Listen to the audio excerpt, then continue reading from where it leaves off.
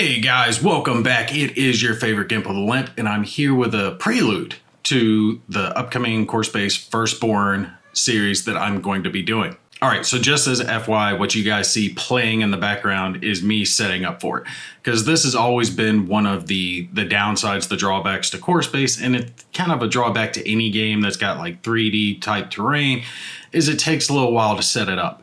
Now, different from the battle systems train that you saw me use for bolt action, all that was like buildings, so you can set that up and even glue it if you want it permanent and have those buildings ready to go. So when you're ready to play the game, you pull them out like any other piece of terrain and just pop, pop, pop. You know, you're good to go. You got a village. It doesn't work the same way with the course-based game itself. You've got to actually set up your maps here on the terrain. So I wanted to give you guys a little advice about how to do it to make it as easy and as streamlined as possible.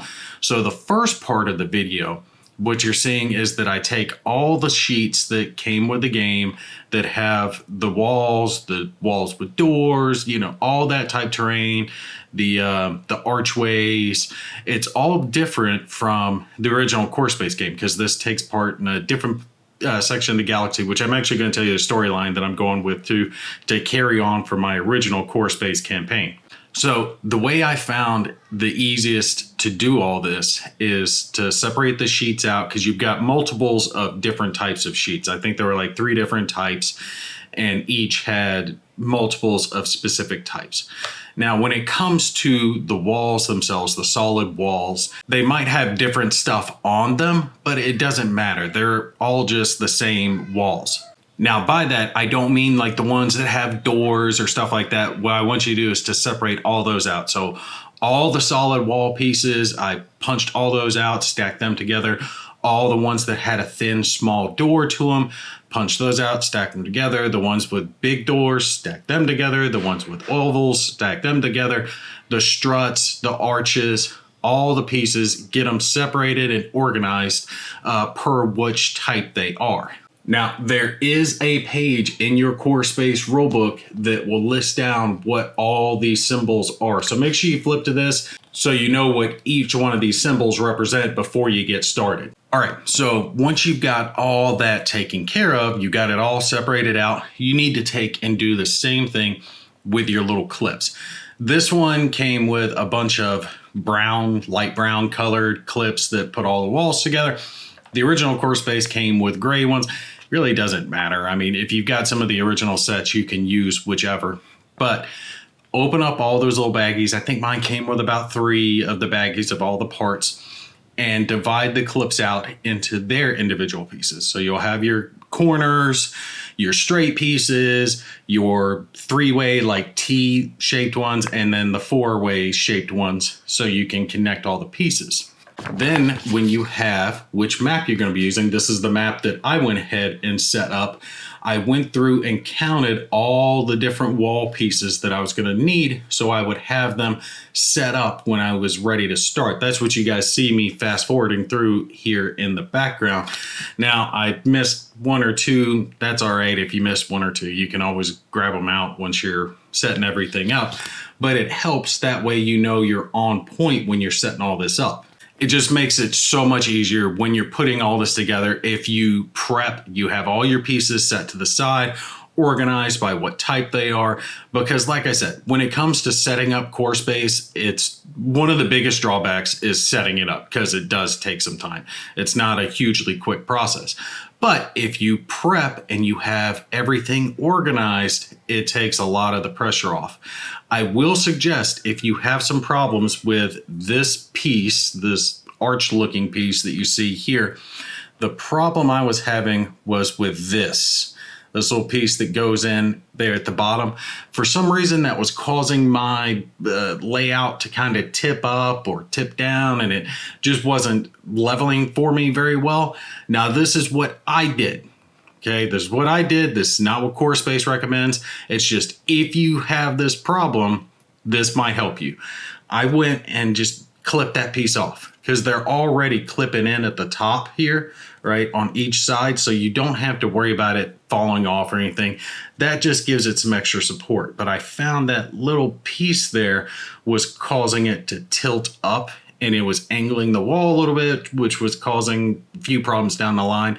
So I just took a pair of clippers and snap, took those off. For me, that helped. So if you have that problem, feel free to give this a try. But like I said, you're permanently changing the piece.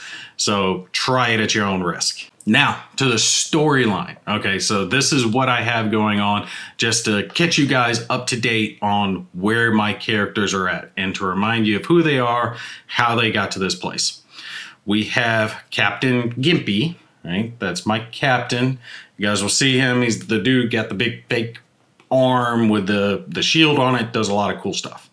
We have Mac, my robot. Love Mac, he's cool. I wish I could have a whole team of robots, but I can't get the Rogue Purge expansion. It's driving me nuts. God, I want the Rogue Purge expansion. I want it so bad. Also, one of my other favorite characters, Gak. He's the four-armed blue guy. So these three were my originals. They started it in the very first Core Space video series I did. And their mission then in that story that I had was they were imprisoned. They had been caught doing piracy stuff, so they had to escape. So they ended up searching around. They found the gate, the key to their spaceship, and they were able to escape the compound, the prison they were in.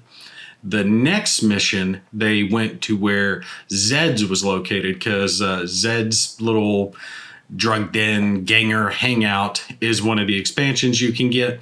So him and his gangers were all hanging out, and my fourth member had joined them. Okay, so he was hanging out there. He hadn't been captured.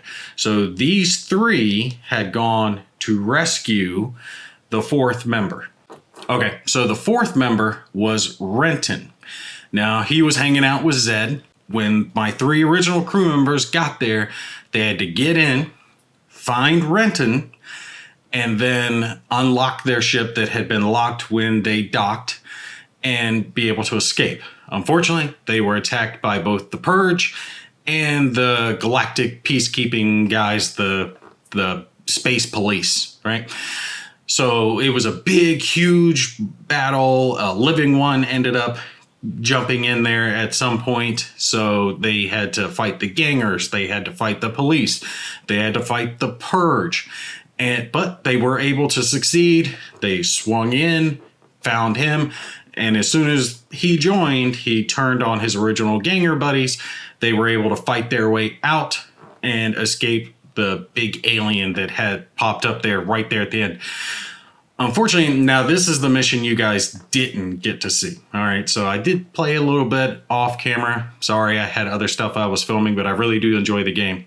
In preparation for Firstborn, which was coming, I wanted to play a little more and get my guys a little more experience, some weapons, cool stuff like that. And I got the Bounty Hunter expansion. So I decided to expand the story and have bounty hunters to have been hired to chase down my pirate crew because they had escaped the police and they had pissed off Zed. So a lot of people were after them. So bounty hunters had been hired to track them down. Thing is, I wanted to make space for another member of the crew that I wanted to add in. So I was like, okay, I got to come up with a way. Plus, I didn't want them to be hugely overpowered when they did Firstborn because they had gotten some really good weapons early on in my campaign. They got one that threw 5 dice at close range, which is just phenomenally powerful. And I was like, that's just a little too much. So I had to find a way to take care of that. Ultimately, what happened is the bounty hunters engaged them and they were able to capture at random one of my crew members, except for the captain. I wasn't going to let them get the captain, but they got Renton. So Renton is gone again. But we have now our new alien who's going to be joining because I wanted this guy because he's just big, he's awesome, he's cool as hell looking, and I wanted to find a way to add him to my crew. And this is Chit Chata, which is a funny name, and I'm not going to be saying that during the campaign, so we're going to call him Bob. All right, so Bob has joined the crew. He was part of the little crap that was going down when the bounty hunters were able to attack them. So we have our original 3 crew members, the captain, Gak, and Mac. All right, so the robot, the 4-armed blue guy, and now this tanky looking alien that you guys are going to see.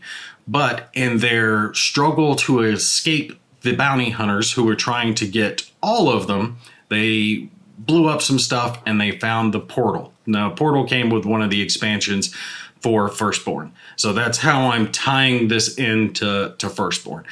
The portal was there, it activated, did its Stargate-y SG-1 looking thing, and they were like, okay, well, we can either stay here and get attacked and captured by the bounty hunters, or we can go through this portal and hope for the best.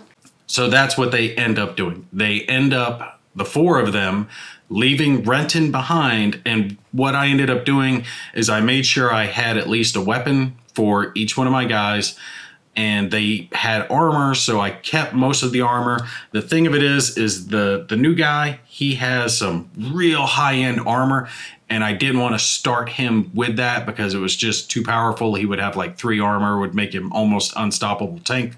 So I kept his armor to the side. We're going to have that as a potential searchable in the next playthrough series. So hopefully he'll get it back, but he does have 1 armor actually built into him. So cool stuff.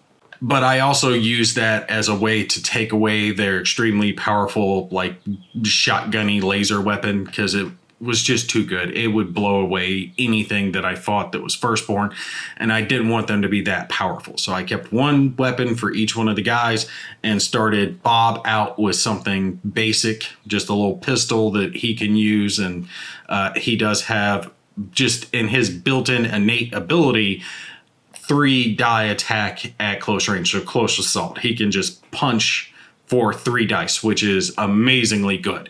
So he's good at close range, a little pistol just so he can shoot, and that's it. Of the rest of their gear, I randomly drew, got about 3/4 of that came with them, the stuff that they theoretically would have been carrying. So that's what they have on them. Here's the thing, for this mission, what I'm having is that they've arrived at a far sector of the galaxy. Think Star Trek Voyager. They got flung across the galaxy to a place they've never seen before. Aliens they've never met before. Weird, strange technologies. And they know the bounty hunters are still after them. So their goal is going to be to shut down the portal that they've come through and to try to find some ship that they can escape from, because of course they're going to be attacked by these new Firstborn enemies, which are tough. Let me tell you, I've been reading over the rules for those guys, and they have some serious attacks. I think they would give the Purge more than a run for their money. So in essence, they've lost Renton, but they got Bob, and they lost some of their good stuff. They've got some okay weapons left, just the basics of what they could take with them. And now they're in this alien facility that they're hoping to shut down the portal so the bounty hunters can't continue to follow them. And that I'm going to leave up to chance. If the bounty hunter gets through, then bam, they have to deal with him on top of the Firstborn. And if not, they can escape the facility. And on the next game through, I'm going to look into adding in that expansion of ships of disrepute, I think is the name of it. Expansion you can get for core space that takes the basic spaceship element and expands on that to where you can really add stuff to your ships and all this other cool stuff. Also, for this first game, I'm doing the basic enemies, not any of the expansion type stuff for Firstborn. So just the starter stuff. That way, I've got more stuff I can expand to later, like the Gates of Ryza, or that insane Fury God, the dude that looks like an alien Doc Ock. So we'll just have to see how our crew pans out. You guys stay tuned for that. We're going to be starting that here very soon. I've already got the table set up, as you have seen in this. So I will be starting the playthrough, and we'll see how our pirate trader crew fares against the Firstborn. All right, put in your comments, questions down below, and make sure you subscribe if you have not, because I am planning a big giveaway once we hit the big 10K. All right, you guys take care. I'll see you in the next one.